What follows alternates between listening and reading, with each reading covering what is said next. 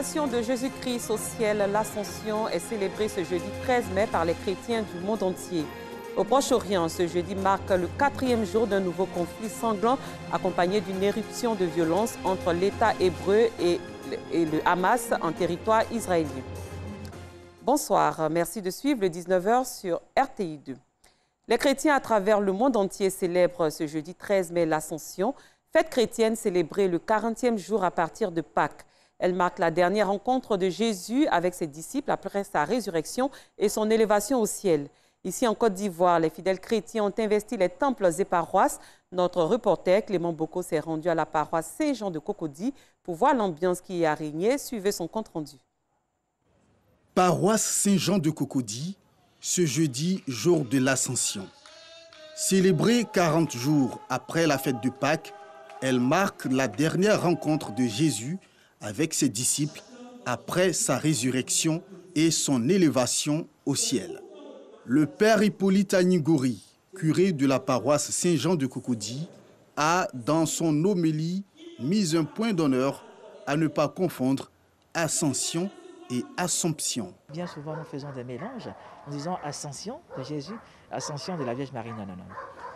Quand on parle de notre Seigneur Jésus-Christ de Nazareth, nous parlons de l'ascension, ascensio, monter sans se faire aider avec toute la prestance divine. Tandis que le terme assomption concernant la Vierge Marie tire son origine du mot latin assumere, qui veut dire monter en se faisant aider comme un impotent, comme un malade. Dans la mesure où la Vierge Marie est bien morte, et c'est dans sa dynamique mortelle qu'elle a été portée au ciel par les anges. D'elle-même, elle ne peut pas monter parce que Marie n'est pas Dieu. Appelée solennité de l'Ascension du Seigneur, cette fête revêt un caractère particulier pour le chrétien catholique. Pour moi, personnellement, c'est Jésus qui monte vers son Père afin de nous laisser son Esprit Saint. Donc son Esprit Saint qui est une autre dimension de la présence de Jésus en nous, dans notre vie de chrétien. C'est une grande fête parce que c'est là que réside aussi tout le fondement de notre croyance. Dieu est venu sur terre, il a donné son Fils qui est venu sur terre, qui a pris la condition humaine, qui a été crucifié, qui est descendu aux enfers, qui a connu la mort comme nous autres, les êtres vivants que nous sommes, qui est ressuscité. Et 40 jours après, il est monté au ciel. L'Ascension précède de 10 jours la Pentecôte, la descente de l'Esprit Saint sur les disciples de Jésus-Christ. À San Pedro, les fidèles chrétiens catholiques de la paroisse Saint-Paul de la Cité ont également célébré la fête de l'Ascension. C'était à travers une messe ce matin. Notre correspondant Sam Conan y était pour vous.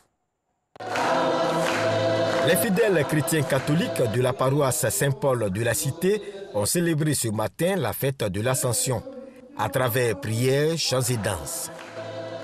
Le père Christian Konankan, dans son homélie, a rappelé le sens de cette fête chrétienne qui a lieu le 40e jour à partir de Pâques et qui marque la dernière rencontre de Jésus avec ses disciples après sa résurrection et son élévation au ciel.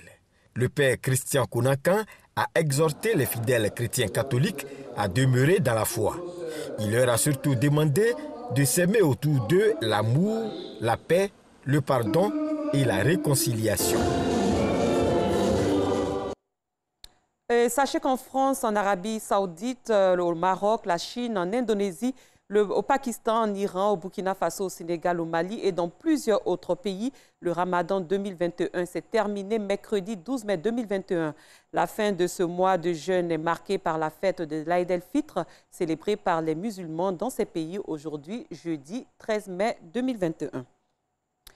Elles étaient nombreuses à recevoir des dons hier, jour de célébration du Ramadan, ici en Côte d'Ivoire.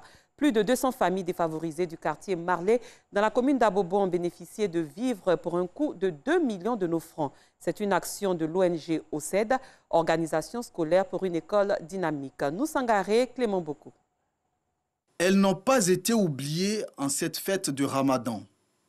Les familles issues des quartiers défavorisés ont reçu des kits alimentaires composés de sacs de riz, de bidons d'huile et des poulets. Des vivres pour permettre à ces familles de passer une excellente fête de l'Aïd el-Fitr. Cette action de solidarité a été rendue possible grâce à l'organisation non gouvernementale OZ, Organisation scolaire pour une école dynamique. Chère maman, ce n'est pas grande chose, mais nous vous demandons de prendre cela. C'est la première édition. Cette année, nous avons décidé de donner les kits à plus de 250 familles. Et nous comptons l'année prochaine de doubler, de passer de 250 à 500. Ce sont plus de 200 familles qui ont reçu des vivres dont le montant est estimé à plus de 2 millions de francs CFA. Parlons peu à présent. Des millions de personnes à travers le monde ont pris part au 6e rallye de l'espoir pour le lancement officiel du Think Tank 2022 et pour l'établissement d'une Corée céleste unifiée. Des dirigeants et experts de tous les continents ont planché sur des questions de paix, d'éducation, de santé et d'inégalité sociale lors de cette rencontre virtuelle organisée par le Dr Ak Jae-moon, cofondatrice de la Fédération pour la paix universelle. Dangui Dangui. À l'initiative du Dr Ak Jae-moon, fondatrice de la Fédération pour la paix universelle, les leaders mondiaux de divers secteurs d'activité ont jeté un regard critique sur les défis auxquels l'humanité est aujourd'hui confrontée et les opportunités de construction d'une paix mondiale durable. C'était ce week-end lors du 6e rallye de l'espoir en ligne qui a eu lieu en Corée du Sud.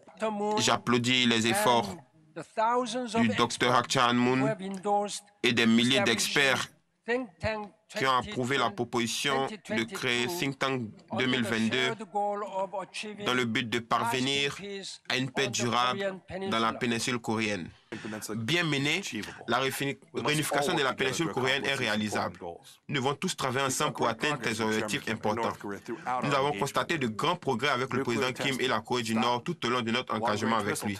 Ce 6e rallye de l'espoir a été un creuset de réflexion sur la problématique de la réunification pacifique de la péninsule coréenne et surtout une rampe de lancement du Think Tank 2022, un réseau d'experts mondiaux mis en place pour poursuivre les réflexions sur la construction d'une paix mondiale durable. En sport, on s'intéresse au démarrage de la saison 2021 le week-end dernier de l'Office ivoirien des sports scolaires et universitaires OASU, un rendez-vous marqué par une crosse éclatée à travers tout le pays.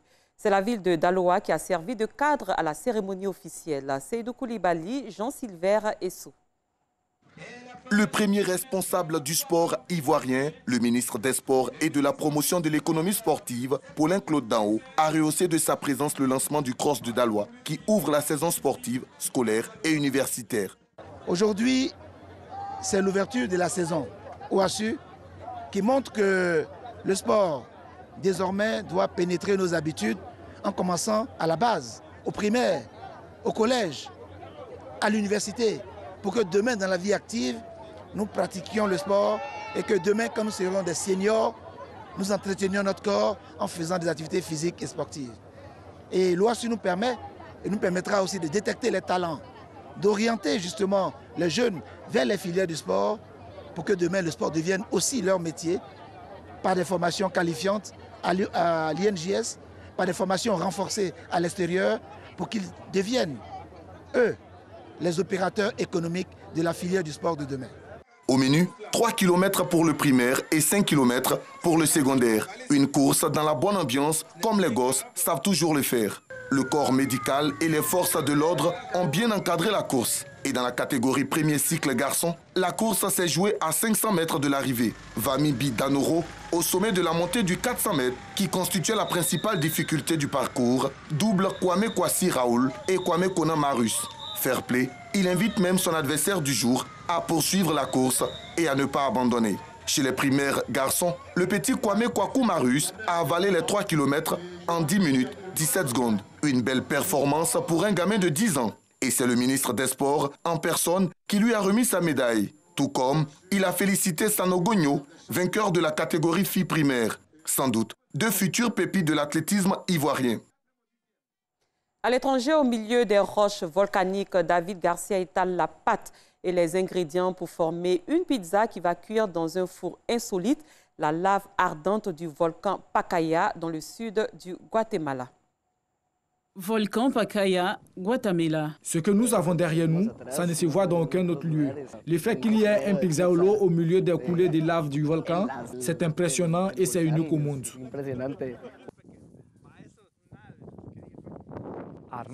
Un jour, j'ai préparé une pizza et je l'ai apportée ici au volcan et je l'ai mise dans une grotte chaude d'environ 800 degrés. Elle est sortie en 14 minutes et quand j'ai goûté la saveur de cette pizza cuite à la chaleur volcanique, je me suis dit, c'est une bonne idée.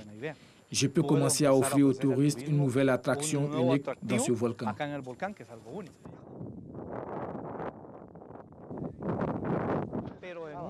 Dans une rivière de lave, je dois m'assurer que la pizza n'échappe pas, que la température ne soit pas trop élevée et donc ça n'a pas été facile d'apprendre ici la technique pour ne pas brûler la pizza.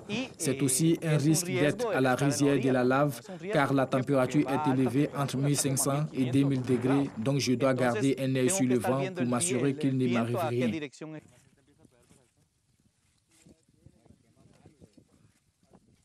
Le conflit entre Israël et le Hamas se poursuit ce jeudi avec des frappes israéliennes sur la bande de Gaza et des tirs de roquettes du mouvement islamiste vers l'État hébreu. Alassane Drabou.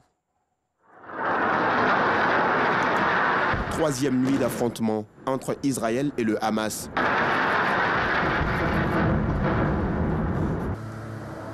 Le bilan des raids israéliens s'élève à 83 morts côté palestinien.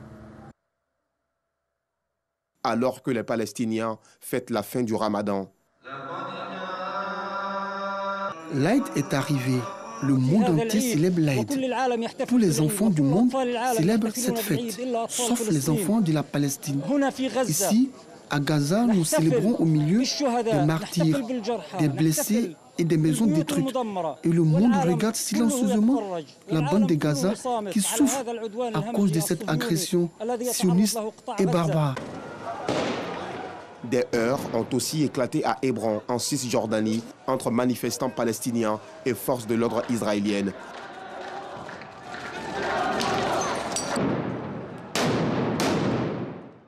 Depuis le début de la semaine, 1600 roquettes ont été tirées sur Israël, faisant 7 morts au total. Près de Tel Aviv, un homme présumé arabe a été lynché par des extrémistes. Rien ne justifie le lynchage d'Arabes par les Juifs et rien ne justifie le lynchage des Juifs par les Arabes. Nous ne pouvons accepter cela. Les États-Unis ont annoncé l'envoi d'un émissaire. Une troisième réunion d'urgence du Conseil de sécurité de l'ONU est prévue vendredi.